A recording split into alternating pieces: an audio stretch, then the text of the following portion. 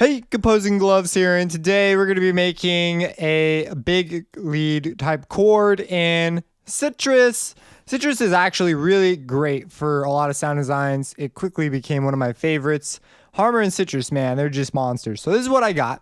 Let me turn this off. It sounds very similar to the default sound when you open it up.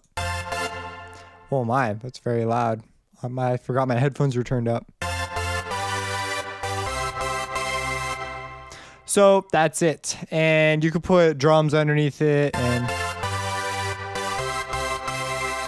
maybe that's what you're looking for, maybe it's not. Maybe through the video rendering process it will sound a little dull in comparison to how it sounds in FL, because that's how it tends to be, especially if you're listening to it at low levels. But this is the patch. It's a pretty simple patch. Picked up a few tricks that you could do specifically in Sytrus that are kind of nifty little things. So let's open up a Sytrus. Let's open you up. And this is the default patch. Now you see theirs is different. But if we move it up, I wonder how close. Let me copy this, paste it, turn mine off. Let's see how close I got. So and then they have a delay on theirs, which I would probably get rid of pretty quick here. Turn that off. Okay. I mean, if I really wanted to sound bigger now. Together, it's whatever. So, okay, let's talk about how I made this, because it's a really simple idea. It's not that crazy. So big lead chords are always done, or not always done, but they're pretty much done with a saw wave. And I've never really seen big lead chords that are just sine waves. It just isn't gonna fly. There's a fly in my room right now. So if I were to turn this to a sine wave or saw wave, right off the bat we hear aliasing. It's our enemy. Let me turn this back up a little bit. So okay, how do we get rid of aliasing? Well, we just use oversample. I'm going to use it on 8 because that's what I'm going to be working with. I haven't had an issue with CPU crapping out on me yet, and I've had some projects that were pretty involved when it comes to oversampling. But if there ever comes an occasion, I will reach in here and reduce my CPU. But you see, it sounds better, a bit better. If I were to render this, I'd probably turn it up even more. Like if we were to preview that, that's better. But so I'd have my render setting up even higher probably. Okay, now we have a saw wave and we have another saw wave. Let's create 2. And just to give you an idea, because you could do something like this. And layer that with the saw, which we could also send out. Which could create a more interesting timbre. I'm going to just do 2 saw waves because I like that. And so that's step 1, get a saw wave. Step 2. Step 2 is go to phase. No, you know what? That's sort of an in step. So after we have that, to create this sort of big tone, we're going to use unison. So I'm going to turn my unison all the way up. It's just going to create all those voices covered in Sytrus from the ground up. It's what I think it's like the second to last video, or it's one of the later videos in the series. And I'm going to go ahead and this is the sub. I'm going to turn that on. So it's going to put some lower harmonics in my sound for me. So now I get kind of a cool spread. I want my sub kind of loud. And so now the upper tone's acting more as a harmonic series for me to work with. There is the unison phase. We'll vary that up. So they'll all start with different phases and the unison pitch spread. Now, that's already pretty cool. Like this is like the pad of pads. Like this is in all sorts of Monster Cat tracks. This is in glitch hop, dubstep, drum and bass. This stuff is like everywhere. Now, Monster Cat tracks, like the newer like future bass and things like that, they take a very different take on post on this. They'll do different things post wise, but other than that, so what I'm going to do, it's a very common thing to do, is you detune one of them just by a bit. So we're going to make this one 0.95. So off by about like 0.05 hertz, because it gives you that detune feel. Now, if we want, let's not go so crazy on that. But it gives us more movement, more natural movement. So you can see you can do that, make it sound pretty cool. Now, the unison, and one of the cool things about it is you can go to the unison on here and vary settings for each voice. So I'm going to go to the phase, and I'm going to change the phase first. I'm going to do it manually, do something like that. So just create more variation, and then I'm going to randomize the phase on top of it to give it even more, make it a curve.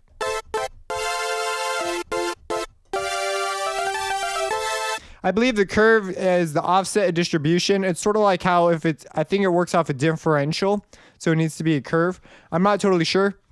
Maybe it's just total bullcrap and a line is just fine. I don't know, but I'm using a curve. So if you want the result I get, exactly, you're gonna use a curve.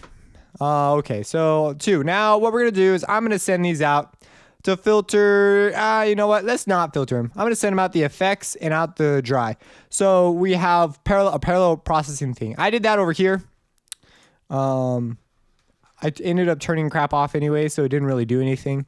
So on their preset, the opening one, they have it as cutoff and a detune option, a unison pitch detune thing. Now, I am not going to do that because I don't care about that. You could open up filters and do it on your own if you want. It's not that hard. I guess I'll talk about it at the end. But anyways, cool thing about this is, first, we have course. I'm going to take the speed, this is speed, down. I've done that ever since I first opened Sytrus. I just can't get this straight, at least the new one. So, the speed, I want the speed down, and I want the depth up. That's fine. That's the amount of pitch variation, but I want the speed down because if I have it up high, I get that. Maybe that's something you want, but I want it to sound like this. So that's what I'm going for. That's what we'll do. And there's depth, delay, here's spread. I don't want a huge, I want a huge spread. 65% spread. If I want to spread it more, I'll open up a stereo shaper plugin or something and mess with that to give it like a really wide stereo image. Now, okay, so we have this going on. Now, the cool thing is I could turn on my reverb. I could turn the decay up. Now, the thing about this thing is it's very touchy. It goes up really fast. Like the top is 20 seconds, so it's a big throw on this fader. So that's pretty fine right where it's at. And it's got a nice long reverb tail. And what we're gonna do is we're gonna just turn the effect down. Maybe I'll even leave it up a bit more on the second voice. And that way I get the crispness of my original signal with the effect of the delayed reverb. Now, a cool thing you could try doing is turning it up. You could try moving this to be... So you could change the waveform and get subtle differences. Maybe you want that instead. You could add a delay. Now with delays, if we turn it on, where's our feedback? We're gonna turn the feedback off. Like I want to use this as a stereo sort of effect instead. So instead, we get that, right? We get one delay, and I'm gonna make it really, really tiny, like super fast, like 20, semicolon 20. So you can sort of hear it as an echo. And we're using to our advantage a psychoacoustic effect called the Haas effect, which is there's a point where the direct sound and the delayed sound merge together, and we can't differentiate between them. And instead, we're sort of affecting how big it sounds to a degree. And we could use things like pre-delay to help things like that, but that's usually with reverb and shorter decay times instead. But you could do that, and now after a certain point we'll hear two distinct sounds, and that's when I've gone into a realm I don't really want to go into for this particular type of thing. Some people don't like it because it's not as sharp as they want, but I think it's pretty okay. And the reverb is fine right where it's at.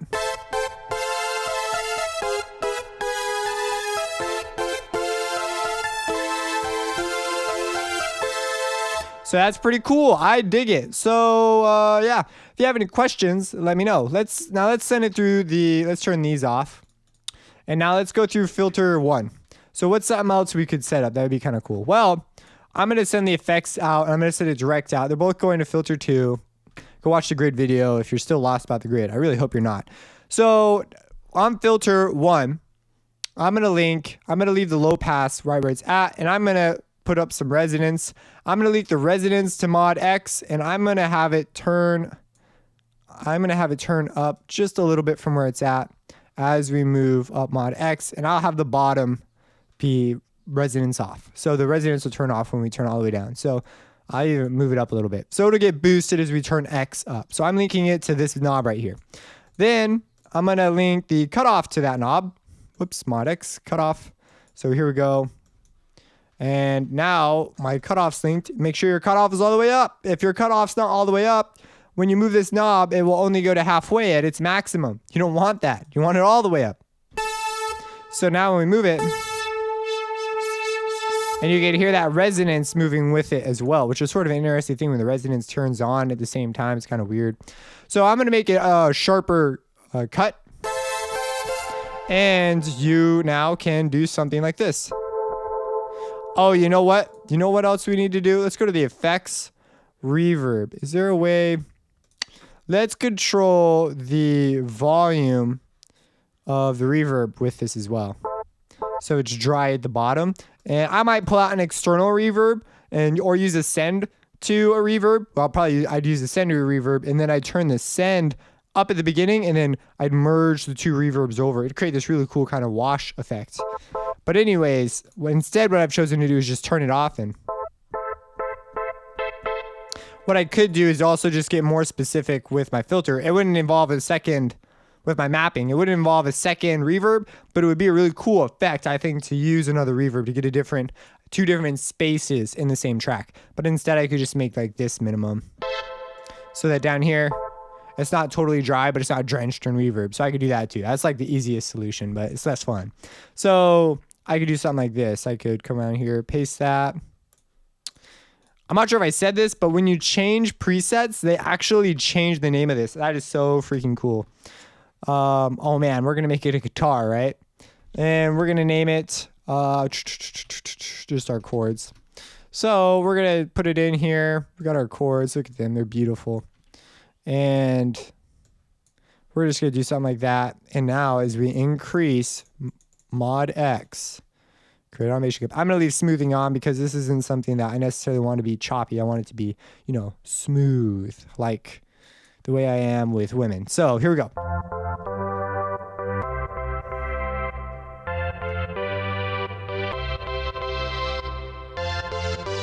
You can see my processing is taking quite a huge hit now because of that reverb, that freaking reverb. I'm going to turn the oversampling down. Hopefully that'll help. I'm not sure if it oversamples the reverb, but if it does, that's going to eat your processing. And let's have a moment. Let's put in some drums real quick to get the full effect. After the... I'm going to do it after the fourth one. I'm going to add in a thing. It's going to be long. In reality, I'd change my chords and make it more, more interesting. Probably add in a bass layer and things, which is another thing you could do. You could consider having it open up and then have your bass come in separate. We'll even do that on the fifth one. Make unique. We'll go ahead. I'm not going to vary the chords, which would be more interesting. But I'm going to bring it down here. Let's make sure. They still sound like notes. So sometimes they don't sound like notes. It just sounds bad. So yeah, we're going to go to loops because I don't want to write out a drum thing right now. And loops are pretty fun sometimes. Some people sort of look down on loops, but I think there's sort of an art to being creative with them that I respect. I respect them. I respect the loops. I don't respect the person who just uses loops for everything. I think that's lame. We're not going to listen to this whole thing. I just want to have it arrive right here. And then the drums come in. It'll be great.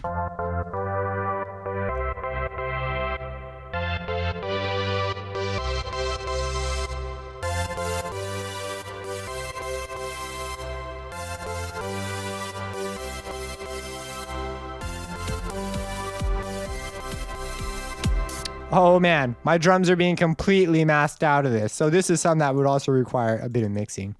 I would probably come on my EQ and turn that down. So I'd take the bass out. I'd probably do a separate layer bass. I'd mix it. I'd also make everything just softer. And it sounds like things are coming from, at least on the headphones. Maybe I'm just wearing them. Maybe there's not equal. I've had problems with them Just so you know, when you're mixing on headphones, if you're wearing them funny, you're going to get weird stereo imaging crap because that driver is tiny. So it's going to be pushing one way or the other. So you got to have it. You got to be wearing your headphones on pretty tight, or not tight, but, you know, correctly, like over your ears, pointed in your ears, stuff like that. So otherwise you'll get weird stereo imaging. And that's what I'm kind of experiencing right now, which I could see it being matte because I'm not, this side felt a little off, or this side did. But if it isn't, I would just pan it.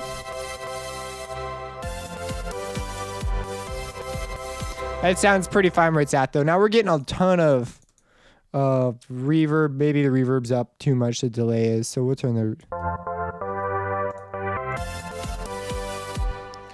And let's see what else we could do here. Probably take it down.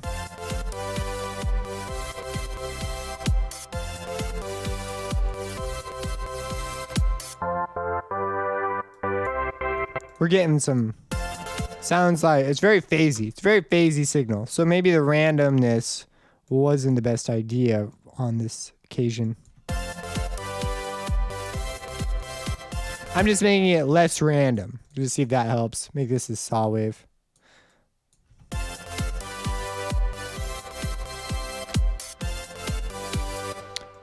And get rid of this. Is my cutoff? It sounds, I think something weird with my filter. It doesn't sound as full as it should. So it's the filter. It is the filter. So you know what? I'm going to move the filter to a low pass. There we go. I'm going to keep it on a lower band because, yeah. So you go. Sometimes stuff like that happens and you just got to kind of know what you're looking for. If you don't know crap, then it could get you. So anyways, that's that. It's our wonderful guitar. So now...